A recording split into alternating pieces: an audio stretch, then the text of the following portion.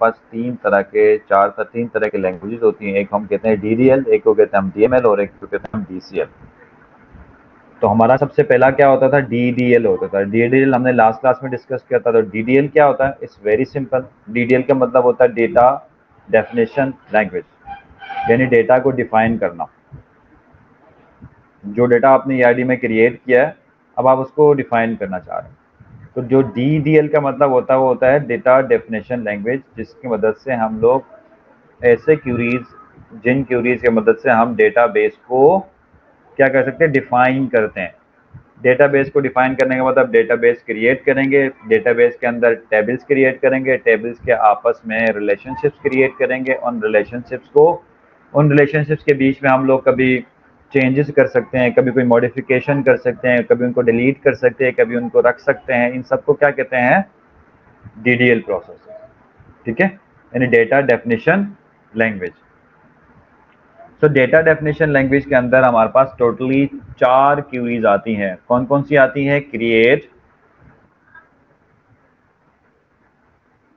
आते हैं, अल्टर का आता है, यानी क्रिएट करने के बाद अल्टर क्या कर रहा होता है आपके लिए अल्टर करता है कोई चीज आपने चेंज करनी हो उसमें से। ठीक है, फिर हमारे पास ड्रॉप आता है और हमारे पास ट्रंकेट आता है। ये 4 क्यूरीज आती है हमारे पास DDL के अंदर। इन 4 क्यूरीज के ऊपर हमने डिटेल डिस्कशन की थी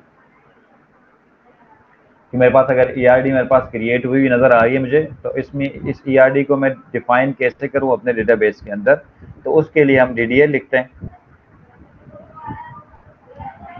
और उस DDL को हम क्या कहते हैं, data definition language. For example, अगर मुझे स्टार्टिंग में एक डेटाबेस मैंने वैसे नॉर्मली मेरे पास ERD बनी हुई है, उस ERD को देखते हुए मुझे डेटाबेस क्रिएट करना है, तो सबसे पहले मैं लिखूंगा क्रिएट डेटाबेस और उस डेटाबेस का नाम। ठीक है, तो डेटाबेस क्रिएट हो जाएगा। फिर जैसे यहाँ पर लिखा हुआ है क्रिएट डेटाबेस माय डेटाबेस, तो अब क्या होगा, यहाँ पर माय डेटाबेस के नाम से एक टेबल डेटाबेस क्रिएट हो जाएगा। सेकंड क्या काम है, डेटाबेस वंस क्रिएट हो जाएगा, उसके बाद आप उस डेटाबेस के अंदर मल्टीपल टेबल्स क्रिएट कर सकते हैं। तो वो भी क्रिएट से ही होता है, क्रिएट टेबल।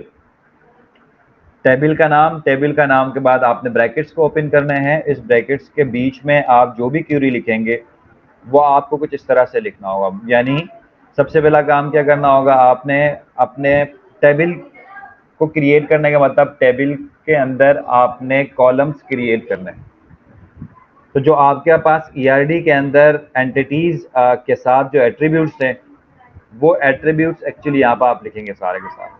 फॉर एग्जांपल, यहाँ पर एक हमारे पास कंट्री लैंग्वेज के नाम से एक एंटिटी है। उस कंट्री लैंग्वेज के एंटिटी के अंदर आपके पास मल्टीपल एट्रीब्यूट्स होंगे।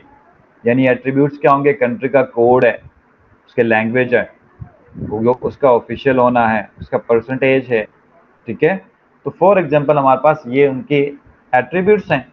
तो उन एट्रीब्यूट्स को हम लोग अपने डेटाबेस में शो करते वक्त हम कहते हैं ये टेबल्स के क्या हैं, कॉलम्स हैं। वो सारे कॉलम्स इन ब्रैकेट्स के बीच में, इन राउंड ब्रैकेट्स के बीच में आपने सारे के सारे कॉलम्स को लिख देने। ठीक है, फॉर एग्जांपल सबसे पहले आपने कंट्री कोड लिख दिया, कंट्री कोड के आगे आप सबसे पहला नाम आपने कॉलम का तो नाम लिखना है, उसके बाद कॉलम का टाइप लिखनी है और उसके बाद उसका ऑप्शन लिखना है कि अब उसमें क्या क्या ऑप्शंस अवेलेबल हैं। बहुत सारे ऑप्शंस होते हैं। फॉर एग्जांपल यहाँ पे देखिए कंट्री कोड लिख दिया, सबसे पहले कॉलम का नाम, देन उसके बाद कैरेक्टर CHR3, यानी कंट्री कोड हमेशा 3 कैरेक्टर का होना चाहिए, यानी आपने लिख दिया। उसके बाद आगे नॉट नल लिखा। ये ऑप्शन है। नॉट नल का क्या मतलब है कि ये नल नहीं हो सकता, कभी भी नल नहीं हो सकता, कोई ना कोई कंट्री कोड यूज करेगा यूजर, यानी इसको हमें कोई ना कोई कंट्री कोड लगाना है। सेकेंडली लैंग्वेज में भी आपने कहा जो कैरेक्टर का होगा, लेकिन 30 इसमें कैरेक्टर्स होंगे टोटल। ये भी नॉट नल होगा, यानी ये नल नहीं हो सकता।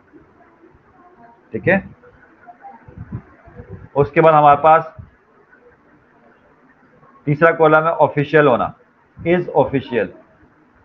ठीक है, इज ऑफिशियल का मतलब या तो ट्रू होगा या तो फॉल्स होगा।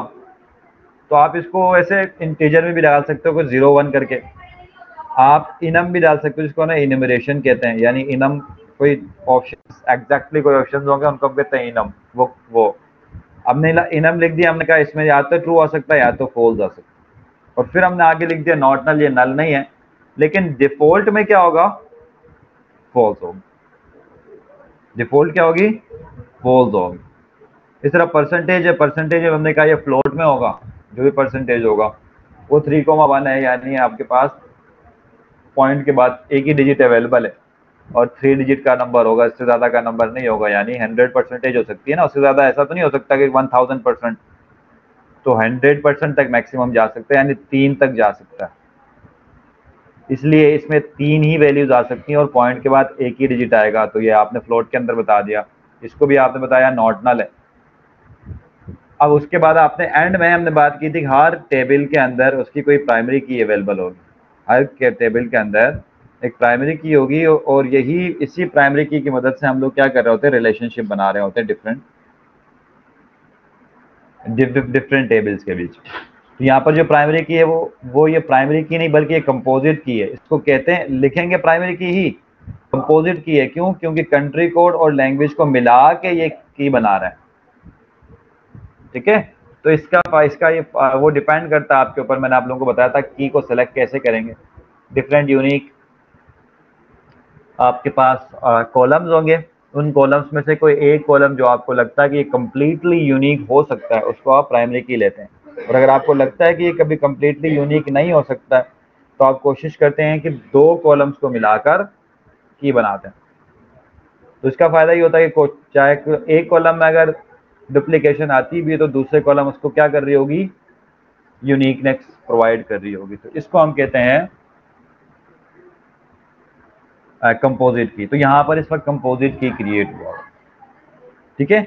वंस क्रिएट हो जाएगा टेबल इस तरह जितने भी टेबल्स होंगे आप 1 बाय 1 इसको क्रिएट करेंगे, टेबल का नाम, लैंग्वेज, सब कुछ, ये सारे डिटेल्स आपके लैब मैनुअल में डिस्कस हुए भी है।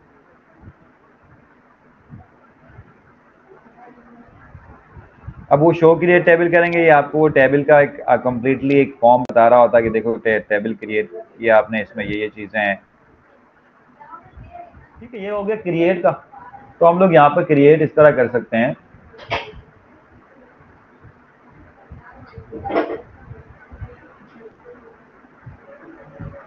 उसके बाद हमारे पास आता है ड्रॉप का। ड्रॉप का क्या मतलब होता है, डेटाबेस को आप डिलीट कर दें। जब डेटाबेस को डिलीट करेंगे उसके तो क्या होगा, उसके अंदर जितने टेबल्स है सब डिलीट हो जाएंगे। ऐसा नहीं हो सकता कि आपने डेटाबेस डिलीट कर दिया लेकिन उसके टेबल्स रखने हैं, नॉट पॉसिबल, ठीक है। यानी सुपर सेट है डेटाबेस। तो अगर आप ड्रॉप डेटाबेस माई डेटाबेस करेंगे तो वो डेटाबेस क्या हो जाएगा, कंप्लीटली ड्रॉप हो जाएगा, उसमें से कुछ भी नहीं रहेगा। अगर आपने डेटाबेस के अंदर से पूरे डेटाबेस को डिलीट नहीं करना बल्कि डेटाबेस के अंदर से कोई टेबल डिलीट करना है तो क्या करेंगे, ड्रॉप टेबल और टेबल का नाम यहाँ पर लिख देंगे। यहाँ पर इफ एग्जिस्ट का कॉन्सेप्ट है, फॉर एग्जाम्पल एक दफा आपने डेटाबेस को ड्रॉप कर दिया तो दोबारा ये क्यूरी लिखेंगे आपके पास एरर आएगा, ठीक है।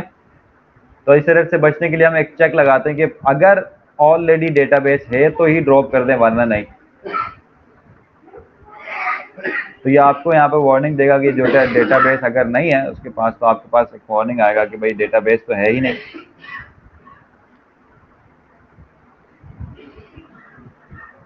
ठीक है। ये हो गया हमारे पास ड्रॉप का।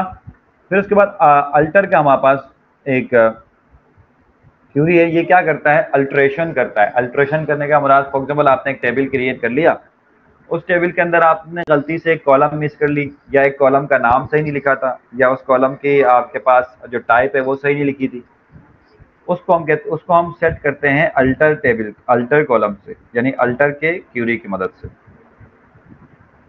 सो अल्टर टेबल लिख दिया, उस टेबल का नाम आपने लिखना है। अगर कॉलम ऐड करना तो आपने लिख दिया ऐड कॉलम, कोई भी कॉलम, फॉर एग्जाम्पल आईडी के नाम से कॉलम ऐड करना है, इंटीजर नॉट नल कर दिया आपने।